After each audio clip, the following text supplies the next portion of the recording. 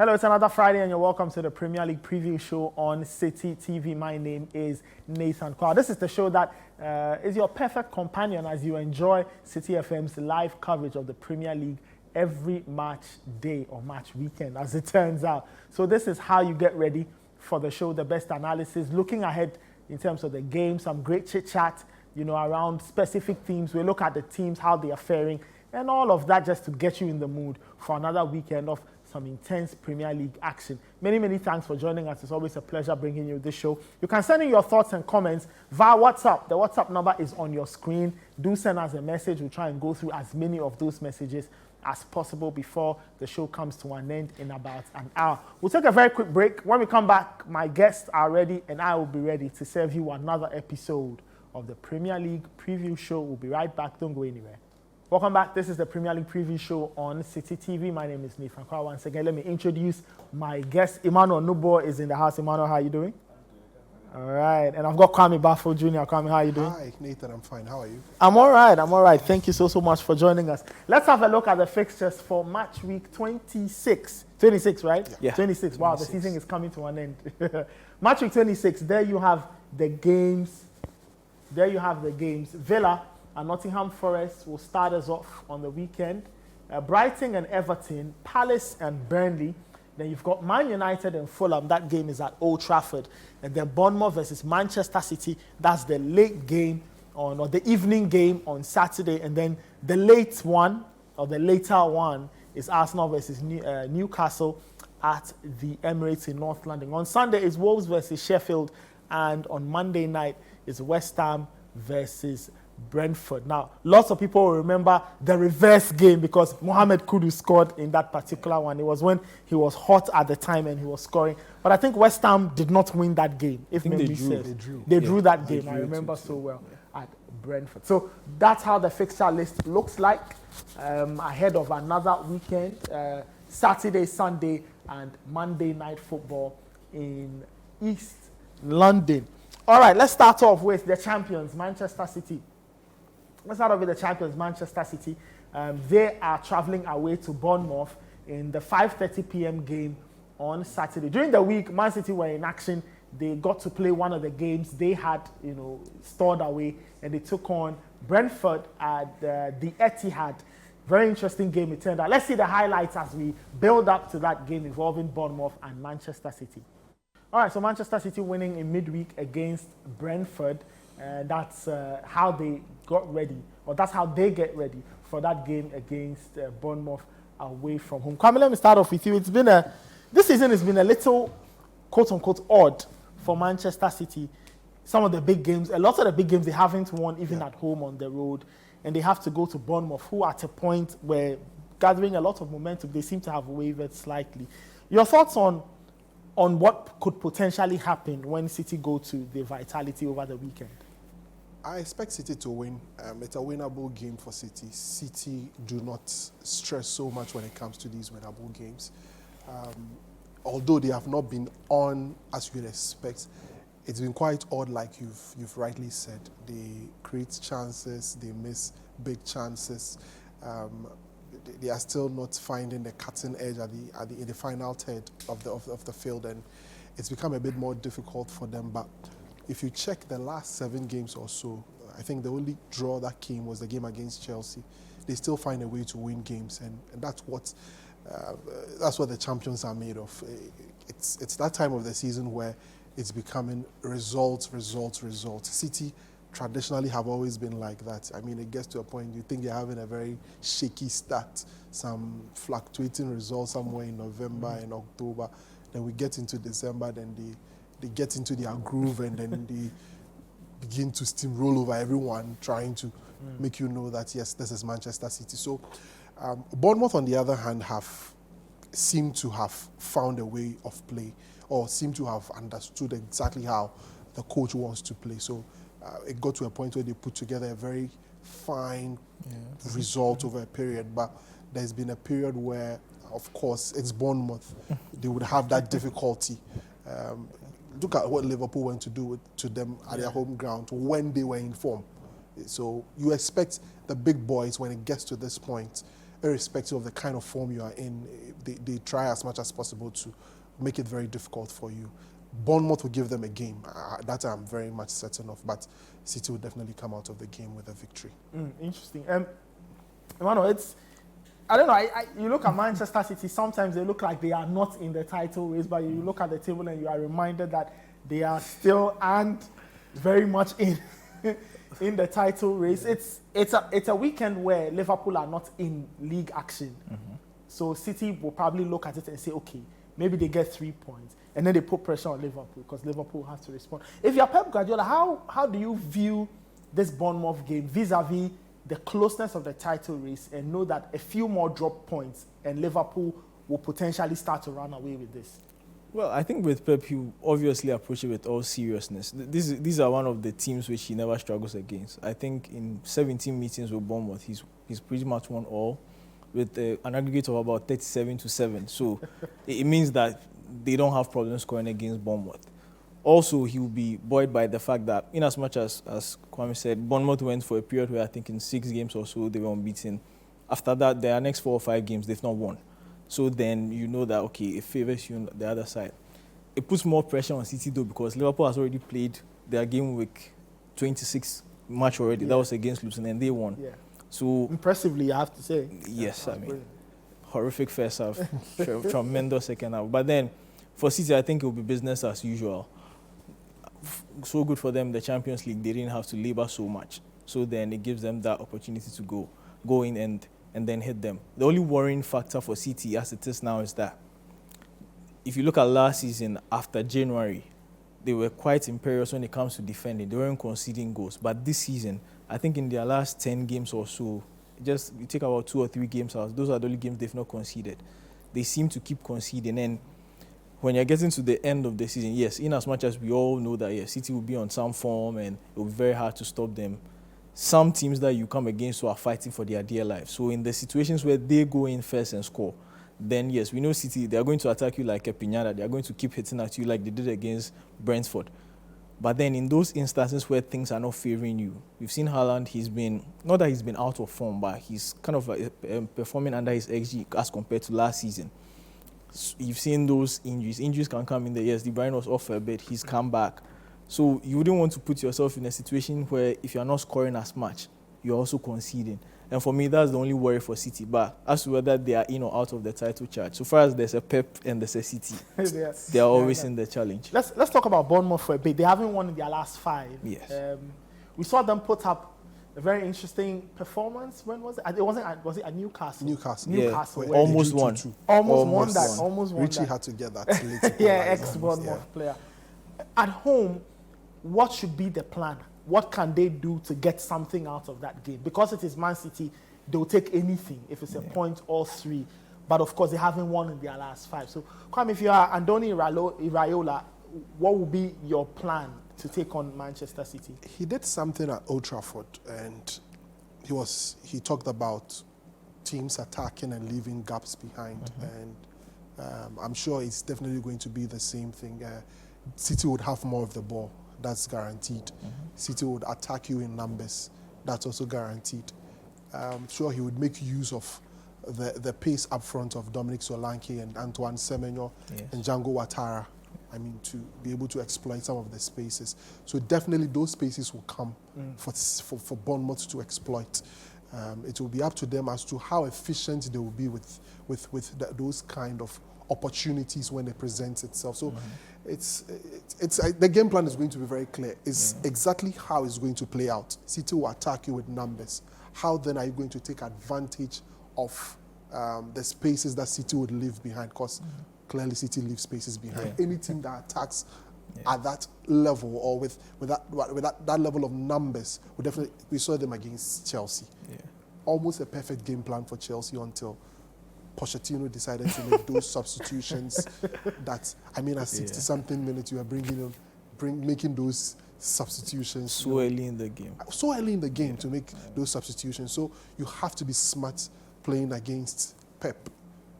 The game plan is going to be the same for Pep.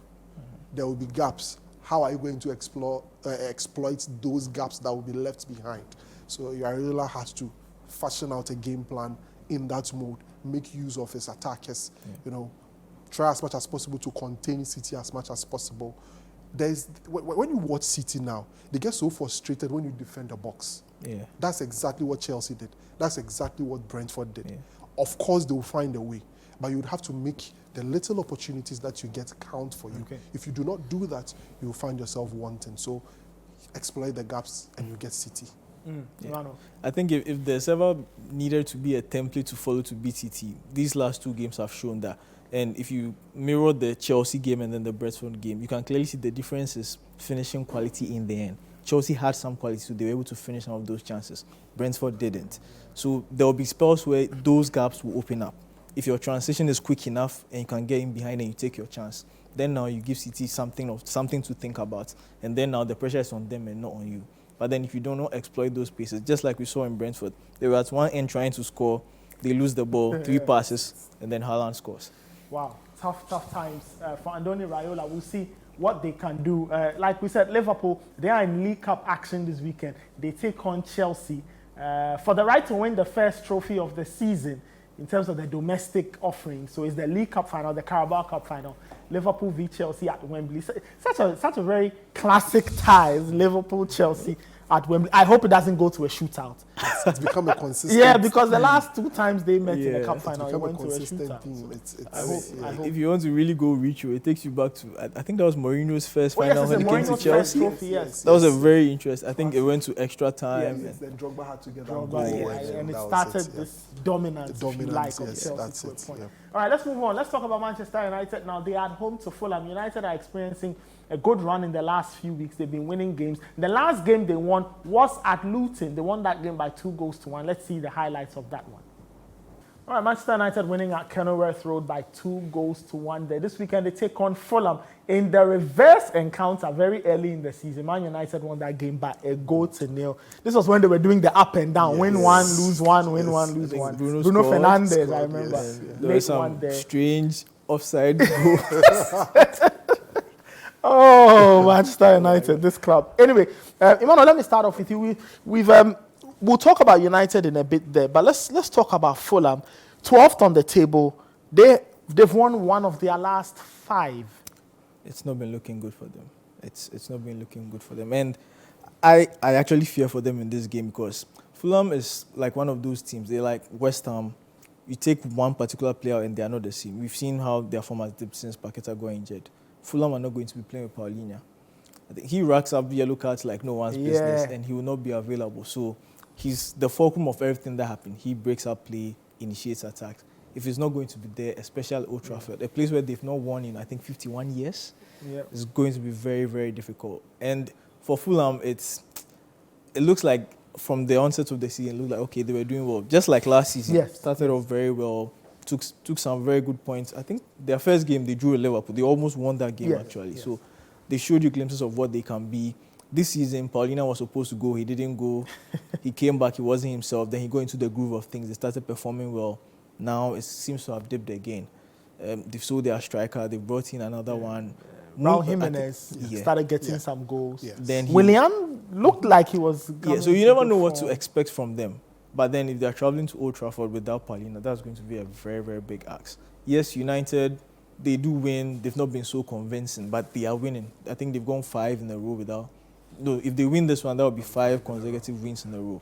For a team that we thought would not even be close to top 4, they are there. So for Fulham, I don't see where the goals will come from, but maybe a miracle from Willian or their new striker. Is it Moniz? Yes. He scored in, I think, his last 2 or 3 games. But then again, you look at the middle, and that's where United are going to initiate attacks. So. For Fulham, that's like you're saying, all the good things they've done have been built on that midfield. And Paulinho is the anchor. I don't think Reed can do the job he does. I don't think Lukic can do that. I don't think Kenny is more an offensive player. So that's my fear for them. Odd guy out because for a player who almost joined Bayern Munich, that tells you how much quality he has. Exactly. And he's not around.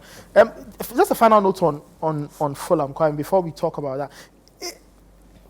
I don't know. You are Marco Silva. You think there's no Paulinho. What do you do at Old Trafford? Do you look at last season's FA Cup and say that, you know what? Yeah, but then they had Mitrovic, but he's not there. How can they handle this assignment? That FA Cup game, I mean, I think came at a point where United were very exhausted, given the run of games that had congested somewhere. FA Cup, in the FA, Europa League. You know, you had to play Thursday, Sunday, Wednesday. The Europa League. That's because they played second. They had to play Barcelona, an extra Europa League game. I think they were in the Carabao during that period. Yes, in that period when they played home and away. So it was a period where United had, I mean, gotten a lot of these players exhausted. So Fulham really had that game, controlled that game, had many opportunities to score until they decided to just explode and then mess everything that they were doing up in that game. But you look at Fulham and the point where they've gotten to right now, it's become quite very difficult for them. It's become so hard for them in the way they are, I mean, approaching things. Now, João Palhinha isn't available with them at the moment. Silva is finding it very difficult to fashion out a team to be able to, you know, build and sustain attacks. They are also more or less a counter-attacking team. So break up play and be able to quickly switch the ball, have Pereira also, you know, pick the ball up and then be able to distribute, and then Willian also running at you and all of that. So it's a very tough one for them. You know, remember, after the FA Cup, when they came back to Old Trafford, they didn't even look convincing. The last game of the season. I remember. They took a lead, and then United they didn't even look back. convincing right after. And then that game was United all over them at that point. So it's a very difficult ground for them at Old Trafford. I don't know how Silva would, you know, fashion out his game, but there are certain things that you can exploit with this United team. If United scores 5, be rest assured that Fulham will get a few. If you put up something, I mean, if you're a little bit sensible with your attack, you will get about 4 goals out of it. Why? Because of the way United plays. Now, Ten Hag made mention of something right after the Villa game. He says it looks like the team doesn't read games very well on the pitch. Well, is that not on him? That's it. I was going to get back to him on that. That's what he said. He said that they don't know when to kill momentum and keep the ball. But you look at the players on the pitch, and when they get the ball, it's like a hot potato.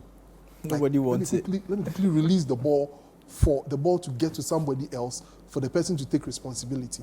Bruno doesn't like to hold the ball. Casemiro gets, and the next thing he's getting is pinning the ball to Rashford or trying. You saw what he did with the first goal. When the ball came, it was a looting attack. He just ballooned it. Whatever happens, happens. I don't care. I've cleared the ball out of my zone. I've done my work. So they don't know when. And the moment you do that, you are turning over possession. And the more turnovers you get, you are likely to be attacked. And the more you are attacked. So this is how Fulham should look at it.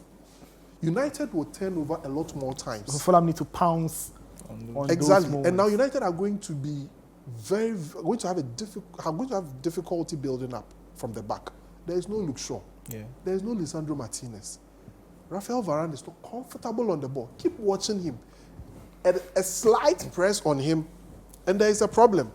Now there will be Harry Maguire.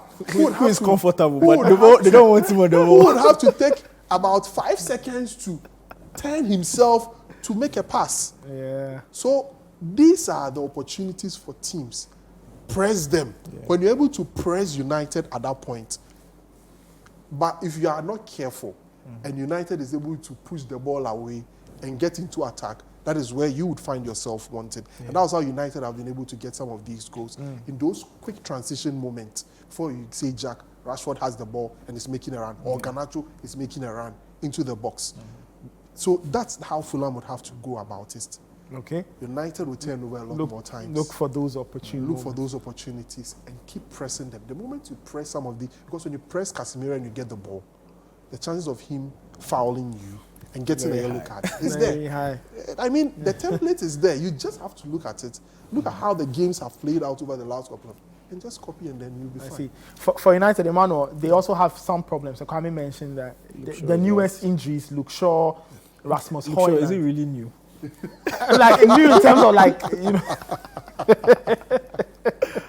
I was reading a thread on social, and somebody asked a question that, what's the strangest footballing conspiracy?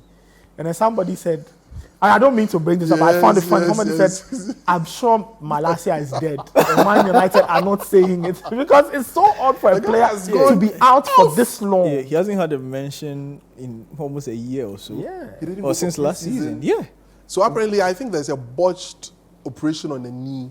Like he was coming and he relapsed in rehab. And what's the latest with Mason Mount? I haven't heard also, from either. Is he he's still also on? close to coming back because the last time pictures we saw jersey number he was in the And does he even have a jersey? He's a number 7 for Manchester. Really? I see. Ivana, so how do Man United handle this, especially without Rasmus Højlund, who has been very good in the last been hot. 6 weeks? Hot, yeah. I think he scored in his last 6 games, at least one. The youngest player to do so in Fantastic. Premier League history. I think he bettered Van Nistelrooy's record, another United player. So how do they find goals? Rashford through the middle? it looks like they'll need a McTominay special. It looks like. I mean, I think he's their leading goal scorer in the league also, or they're about first or second. They'll just have to find a way to win. And this is where you want a player like Rashford to step up. You've been in this team for long. You are supposed to be in your prime by now. You're supposed to be the one that when they look at the team sheet, okay, this is the guy who's going to get us to the promised land. And he seems to be on and off. Even in games like he's in spells. So you can see him very prominent in about 20 minutes and then he goes for the next 30. He'll show up in 5 and then he will need to really step up because this is where United need him. He will need to tap into that vein of form he was in last season. Yeah. Because at least, Bruno will create opportunities. It's like who converts them. Because as we saw in the highlights, Garnacho, you can't rely on him to convert anything. Yep. He will either make the wrong decision or he will find himself elsewhere. And for United, that's the worry. They will need to find a way to win. Either they will need to rely on set plays. Hopefully, McTominay comes in there or a third man run, like late arrival into the box. But if they can put pressure on Fulham, between Issa Diop, Tim Ream, you know that you find something in there. Ben Leno hasn't been too convincing too. So the set plays, even when you go to the game at Craven Cottage, those offside goals that were disallowed were from set plays. So it means Fulham are susceptible to that. Set plays, long ranges, keep the pressure on. They should be able to get something. On the other hand, interesting fact, United last 2 seasons had a goal difference of 0, I think. Last season, they bettered it to about 10 or so. They've gone back to 1. To the mean. So it means that United will offer you chances like Kwame said. Should Fulham be able to take it? No. But if United are able to limit those chances, pound the pressure on Fulham, I think they'll get a fine break. All right, we'll see how it goes. You never know what to expect from Man United. Trust me, they never like a quiet afternoon. So it'll be fun to watch Man United and Fulham. Hello, Trafford. Sorry. We'll take a very quick break. When we come back, we look at Arsenal and Newcastle, 2 teams who are doing some very interesting things. Arsenal especially, they are hoping to respond to whatever it is that happened in the Champions League in midweek. We'll be right back. Don't go anywhere. Welcome back. This is the Premier League preview show on Citi TV. My name is Nathan Kwame. My guest, Kwame Bafo Jr. and Emmanuel Noble. We are looking ahead to some of the games. We've done 2 stops. Our final stop is in North London. That's where Arsenal welcome Newcastle to the Emirates. Arsenal have had to endure a very uncomfortable Champions League night. Their first round of 16 games is 2017, I'm told? Yes, 2017. Yeah, it's been a while. They lost to Porto at the very end of the game. And they are hoping to respond. And let's see Arsenal's last encounter in the league. Though it was a far more comfortable experience when they traveled to Bournemouth to play Vincent Kompany's men. All right, Arsenal winning 5-0 at Burnley was a very, very comfortable game for them. Very, very comfortable encounter for the Gunners as they went to Burnley. Before we even dive into the analysis, let's hear from the 2 managers. We'll hear from Mikel Arteta, who shares a few thoughts on the Newcastle test, and then Eddie Howe, who speaks from a Newcastle perspective as they travel to Arsenal this weekend. All right, that was Eddie Howe, Newcastle manager. Before him, Mikel Arteta. Guys, let me start off with the question Arteta was asked. Is he eyeing, 1 over Newcastle? Remember the first meeting, controversy, ball crossed the line, was there a foul, offside, 10 minutes of debate? Kwame, Arteta says, of course, every team has history with another team. Do you think it will be on the minds of the Arsenal team as they think about this game? Definitely. Looking at the way and manner that game was lost, it will always be on your mind. It held up the game for about 10 minutes. There's no way I'll forget that. The Arsenal fans won't forget that. Newcastle themselves are becoming a notorious team. They are, I don't know, of late they are trying to create enmity between themselves and certain teams in the league. And that was a classic example of them trying to do that. And Eddie Howe has been notorious for that over the last couple of times that he's had to meet some of these teams. So definitely, Arteta won't say it at the press conference, but he's definitely going to tell them in the dressing room, where he would point to them that, you remember what they did to us? Yes, let's go there and then let's show them some small shaggy. Let's show them some small shaggy. Let them know that they are coming to the Emirates, and this is what we have to do to them. Now, on the back of all of these things, I think I checked something. The last time Newcastle scored at the Emirates was somewhere in 2015. I think it was an Ayoze Perez goal. Yeah, Ayoze Perez. 2015. They've not won there Horrible since run. 2011. It's been a long time. Yeah. So they've not scored That's scored bad. a goal since in 2015. How many years? That's almost like 9 years. 9 years. That's it. So there's a lot at stake. Newcastle themselves haven't been experiencing some good They time. won 2 of their last 5. 2 of their last 5. I think 2 of those games were actually on the road. On the road. It's true. At home. Villa, I think they won. Villa And Forest. then also at Forest. Forest. You get it. And They haven't won at home. They've They've the not been last 5. convincing at they home. drew 4-4 with Luton. Yeah, at that home, was an and then exciting one. 2-2 with Bournemouth.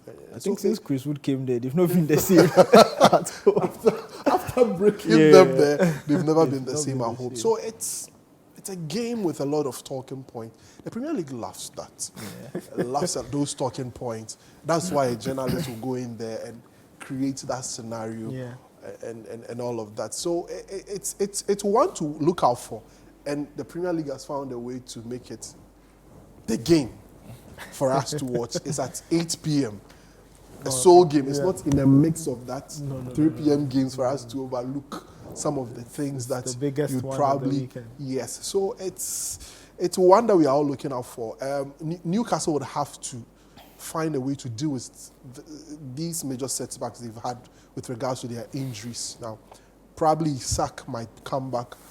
The responsibility of leading the attack has all been on Anthony Gordon now, yes, quality player, but I mean, you can't be the poster boy for Newcastle, given the level they aspire to get to. So the earlier Isak comes in to help him to get in the goals and to help the attack in general, the better for them. And they are being disrupted by Man United with the taking away of Dan Ashworth and they have off the pitch matters off to the pitch. contend with. Yes, Is it gardening leave or whatever? Yeah, he's on a gardening leave, right? He's on a You gardening know, just on that, I read the meaning yes. and where it came from. Fascinating Very history fascinating. behind I read it too. the phrase. So this is what happens. So they put you on a gardening leave. So you are leaving one organization to the other, but now in that leave, one, you are entitled to your salary, so you get your salary, but you can't work. Yeah. So most people who were caught in that situation had nothing to do except to be at home. be at home And be in your garden. Be in your garden. Yes. You get it. And- Tend to your garden. So that's what. And the gardening you know leave comes. what happens? And they do that so that in that period, one, you can't work for your new employer. Yes. And in that period, the company brings somebody new in, Yes. and they kind of change strategy. So whatever probably corporate secrets Exactly. you have, You can't take carry it it. away to the new transfer. employer. Omar Barada is having the same period. Yeah. Because Yeah, he's because he's he has switching to, from yes. Man City By to the Man time United. he takes the City strategy, City would have changed their own strategy. And that's the same thing Newcastle.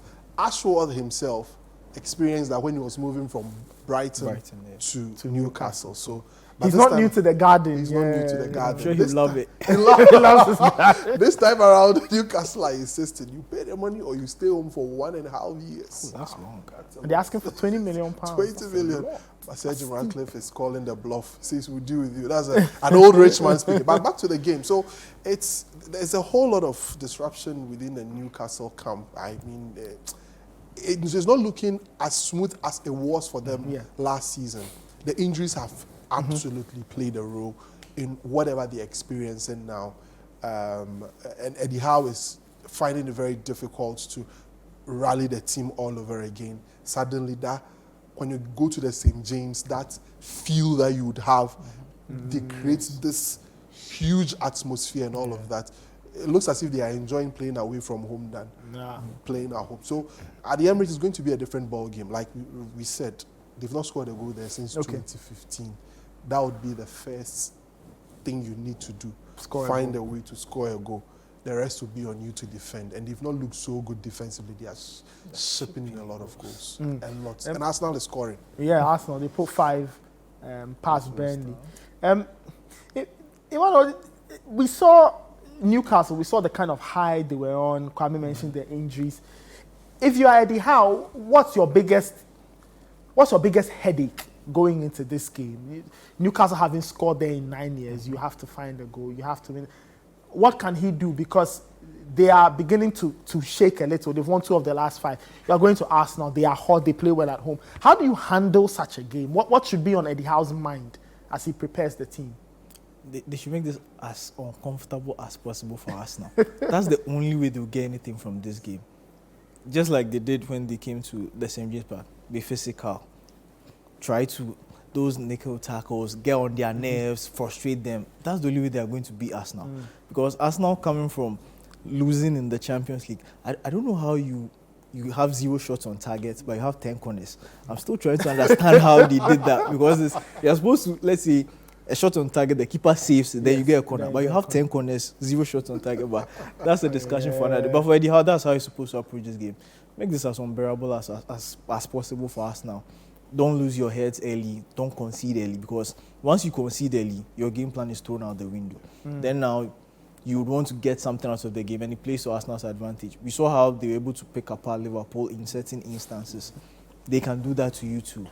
On the other hand, Dan Ben, especially on the left-hand side, has not been convincing. He's going up against Saka, who, for a period, wasn't finding his form, but now he's also very hot. So, for Newcastle, I feel like that's it. Like, just get people like Joel Linton, Longstaff, Guimaraes. Joel Linton is out. He's not available. But I think Guimaraes is there, Longstaff is there. Newcastle, the injuries too. So, I think those, because if you have to dig so deep into your bench to bring Richie, it means you are really struggling for players. But for Newcastle, I mean, that should be the approach. Go in there, instigate Arsenal, get on their nerves, make this uncomfortable as possible.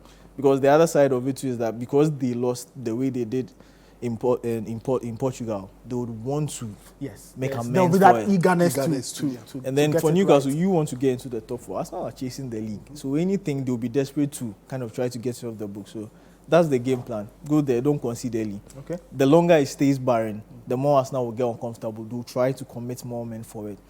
Gordon is there. I think Harvey Barnes is fit. Try to get the balls in behind these spaces. Wilson, we know he's an 18-yard predator. He can score. That's the only way they are going to get anything from this game. Otherwise, Arsenal will batter them. I think they've scored 21 in their last 5. They could put another 4 or 5 get very messy for Newcastle. All right, you're still watching the Premier League preview show. We'll take another break. When we come back, we'll talk some more Manchester United news. There are very interesting developments around the team. We'll try and understand what this means for the team going forward. My guests are still here, Emmanuel Nubo and Kwame Bafu Jr. We'll be right back. Don't go anywhere. This is the Premier League preview show on Citi TV. Welcome back. This is the Premier League preview show on Citi TV. My name is Nathan Kwame. My guests, Emmanuel Nubo and Kwame Bafu Jr. We've been looking at 3 of the many games that will be played this weekend in the Premier League. The games are live on Citi 97.3, like I keep saying. Let's move on to the next part of the show. Let's get into the debate.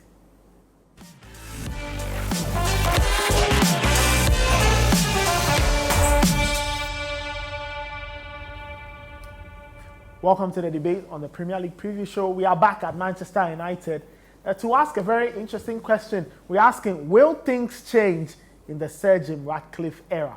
Will things change in the Sir Jim Ratcliffe era? Now, if you have been hiding under a rock this week, Sir Jim Ratcliffe's takeover of 25% of Man United was formally approved. Now, it means that he has sporting control of the team. It means that now the footballing decisions will be taken by him and his very good friends at Ineos. Already, they've been trying to restructure a few things. Some people will leave at that level in the boardroom. Some players may leave, but they've, you can say, technically priced away Manchester City's Omar Berrada, and they are negotiating with Newcastle for Dan Ashworth. He who currently is on a gardening leave and still taking his salary. I'd love to be in his position. On a gardening long one, taking his salary. Anyway, so the question is, will things change in the Sir Jim Ratcliffe era? Emmanuel, let me start off with you. How do I answer this? Will things change? I think I'll sit on the fence with this. So let's look at the sporting teams or sporting entities that Ineos is handling now. If you look at the footballing side, will things change? I'll probably say no. Okay. Because we've seen them at Nice spend a lot of money. They've not really been that convincing. I think the own Lausanne in the Swiss league, they've been up and down, gone to relegation. I think they're primed to get back into the league, but nothing really there. I think they own they have some shares in Racing Club in Abidjan. They are top of the league, but that's Africa, that's not Europe. So if you look on that side, on the footballing side, it's not so convincing. But then you like what they do. There seems to be some structure and organization to what they do. They seem to rely on data. They seem to rely on experienced people who have done something of that sort. So then you tend to trust them because United haven't been, they've not been structurally, when it comes to organization-wise in the boardroom, they've not really been doing well since Fergie left. There's been panic buys. There's been who's the hottest player Twitter is talking about. They go and price him, and then it doesn't fit into their strategy. There's been how United have had about 7, 8, or 9 managers over the last. So in that side, you need someone to put in some structure. At least he's backed Ten Hag saying that he supports what he will do. So then you seem to believe that there's supposed to be some form of steady, there's steady time for the coach to be able to build what he wants. But just based on what he's done at Nice, I would say no. I think Nice, they've had 2 5th place finishes. There's been a 9th in between there. Currently, they are 12 points off European places. Yeah.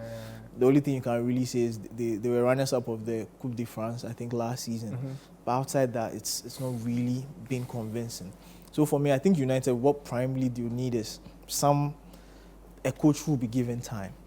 United fans will also need to embrace that this is going to be a process. And I think in his interview, he keeps saying that it's going to take some time. He's even giving a timeline. He says 3 years. I think 5.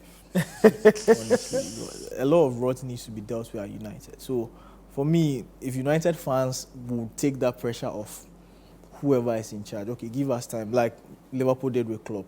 It's going to be a process, like City did. City, to a lesser degree, but if the fans can take the pressure... But even City went through their processes, and I think each time they went into the loop again, it got better and better and better, and then Pep came around. So for United, I think primarily a lot of that will depend on the fans. If the fans can take off the pressure, they can take the pressure off the players, and let the system that is going to be built be able to transcend this team into something of a semblance of what they were under Fergie. Then yes, but just based on records and based on what he's done on the footballing side, I'm not too convinced. You're not too convinced. I'll come to you in a second. But let's listen. For those who haven't listened to Sir Jim Ratcliffe before, let's listen to a few minutes of his interview. He granted a very interesting interview, a very long one, very open, where he highlighted some of the things he wanted to do at Manchester United. All right, Man United co-owner Sir Jim Ratcliffe there. I'm sure for the United fans, you'll be seeing a lot of this man, on social, on TV. You listen to him a lot more. You read a lot more from him. So at least that part, the complex part of whether or not it would happen, it won't happen, Sheikh Jassim, who some people are beginning to say didn't even exist. I don't even know where that story is coming. The Athletic did a whole article on whether the man exists or not. They did that. Yeah. And it was, I think it informed the question they asked Sir Jim Ratcliffe. Yes. And that was when he also he more asked, lights and doesn't even exist. sort of threw a shade at the whole Sheikh Jassim thing. And it's... So, Kwame, your thoughts. Emmanuel seems to think when he looks at Ineos's body of work in football, it's not too convincing. So what do you think? Will things change? That is it was a very excellent point. Very legit. To look at, he owns a lot of a sporting franchise, so there's a cycling. He's been successful with Eliud Kipchoge's run. The record-breaking attempt. Success in other sporting with Formula One as well. Yeah. I think Mercedes. Yeah. So there's been some sailing. I think they've had some. You get it. So, and if you're a United fan and you watch this interview, he spoke about how this whole thing. I mean, his work in the petrochemical engineering thing, up onto the point of owning Sporting franchise, and said that United was the icing on the cake. All right. During the interview with the Athletic, he made mention of something. At Ineos, they accept mistakes, but they don't allow themselves to make mistakes twice. And he referenced the things that they've done at Lausanne and also at Nice, and the mistakes that they've done. And the lessons. The lessons that they've picked up. Okay, so there's a 71-year-old man, says, I'm a boyhood United fan, catalogued a lot of the things that he's been doing, like he did as a kid, watching the 99th final in Camp Nou and everything, having Eric Cantona as iconic, the guy that he really likes and all of that. So he has nothing to lose. He says it's about money. He's making a lot of money in his oil petrochemical stuff that he already deals with. So you see fire in his eyes. You see some of the things that he said, very concise, very direct, and very straight to the point. He says, it's not like a bulb a light bulb that you just turn on and off and then things will change. He's been very specific. Give me 3 years. Give me 3 years. Of course, you need a certain number of transfer windows to refresh the team, clear some people out and all of that. Now, he's doing everything the Glazers didn't want to do or never did. So in the eyes of the fans, yes, he's winning the PR game. He was at the Munich Disaster Memorial. The Glazers were never there. He attended a game right after. He attended a Spurs game after the deal was confirmed. Said David Brailsford has been attending every game since the deal was announced on New Year's Eve. Yeah. I mean, trying his best to explain to the fans exactly what he intends to do. Now, let's look at the structures he's trying to put in place. The Glazers never cared. You can think about it that way, yes. They entrust the teams in some people. Now, Ferguson was there when the Glazers took over. Ferguson was Ferguson. So what Ferguson would do on the field, and Ferguson was the institution at that point. So what Ferguson did at that point would probably cover a lot of the things the Glazers were not, because you had Ferguson, you had David Gill. Yeah. A perfect combination. A man who understands the boardroom. So even if there were mistakes on the side of the Glazers, they had experience. They were in control. They entrusted everything into Ferguson's hands. So there was a law of success too. Exactly. So. That's the whole point. Now, let's wrap it up. When it got to the point that they had to take over and they gave it to Ed Woodward, the Bristol guys, solid business ideas, solid business knowledge. But they were not football people. Not football people. Now, Ratcliffe says, I'm going to get the best in class. Go to Citi, poach Omar Barada. Go to Newcastle, poach. So they are trying to structure things. So I believe on that score, there's going to be a shift. Now, as to whether it will work or not, we would have to look at the quality of decisions they make from the summer. Okay. And that's where we'll see whether things will work or not. But I believe things will work. I'm very hopeful that. So for you, when you look at just the initial steps, you feel that they are sensible steps all proper clubs must make. Absolutely. And he's making we all complain about lack of correct football. It's been family and friends. It's been John Mertog who came in and then Darren Fletcher. What is Fletcher's experience? I mean, what is funny John Mertog's experience? He was just following Woodward, taking notes. And that was how Matt Hargreaves, the negotiator. They are all bound to leave at some point because these guys don't have the experience to handle things at that level. And they are bringing in proven people who are on the cusp of rising to the next level of their thing to pick over things. So we can only be hopeful. All right, look, Man United fans, wherever you are, you can continue the debate. You see the things that are happening, whether or not you believe it will work. We'll find out in the course of time. They say time shames or vindicates. That's what I said when Ole was in charge. And guess who was vindicated? All right, guys, thank you so much. Thank you, Man Onumbo. Thank you, Kwame Bafu Jr. Thank you, others, for watching. It's been another exciting episode of the Premier League Preview Show. We'll be back next Friday to give you more as the Premier League season gets into a very, very interesting stage. We'll see you then. Remember, the games are live on Citi 97.3 FM. Tune in, watch the games. We'll catch you next week. Have a good weekend.